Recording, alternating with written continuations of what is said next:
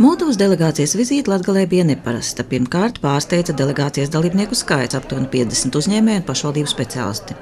Otrakārt, nedēļas laikā dalībnieki apmeklē vairākus uzņēmumus un organizācijas, kas liecināja par to, ka viņiem ir svarīgs konkrēts rezultāts un ilgtermiņa sadarbība.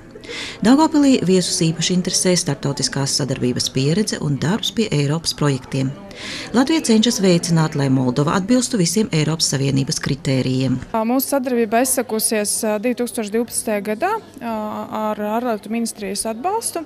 Un ar katru gadu mūsu sadarbība uzņem apgriezienus. Ja mēs sākam mūsu sadarbību ar Ziemeļu reģionu, tad šobrīd šajā vizītes reizē mums ir delegācija gan no Ziemeļu reģiona, gan no dienvidiem, gan no centra, gan arī no Gagaūzijas. Un kas ir būtiski, jo mēs ar šādu vizīti veicinām arī pašvaldību un reģionu savstarpēju integrāciju un savstarpēju sadarbību. Seminārs Daugavpilī sākās ar kolektīvas vātru uzstāšanos, lai visi dalībnieki izjustu Latgales saudabīgumu.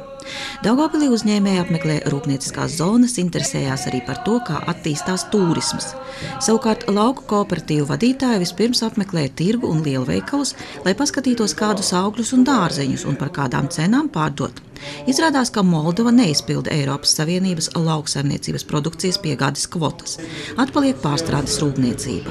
Mani īpaši interesē, kā Latvijā tiek pārstrādāti sogas un augli, kādas tehnoloģijas tiek izmantotas, kā tiek saglabāta raža.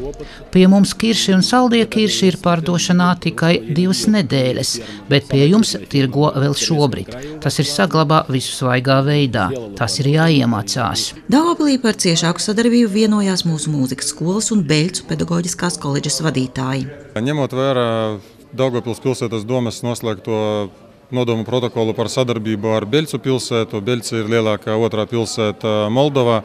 Protams, Daugavpils arī ir izvēlēts tieši par mērķi, kur notiek semināri. Uz semināriem ir ieradušies 52 dalībnieki no Moldovas, tie ir no dažādiem reģioniem, gan no pilsētām, gan no rajona padomēm. Un, protams, ka lielāko akcentu mēs liekam uz to, ka mēs parādām, kādi ir plusi no tā, ka Latvija ir Eiropas Savienībā, ko iegūst pašvaldības, ko iegūst iedzīvotāji un ko iegūst uzņēmēji, strādājot ar Eiropas struktūra fondiem. Rudenī notiks atbildes vizīte. Sakari starp 2 valstu pārstāvjiem kļūst vēl ciešāki.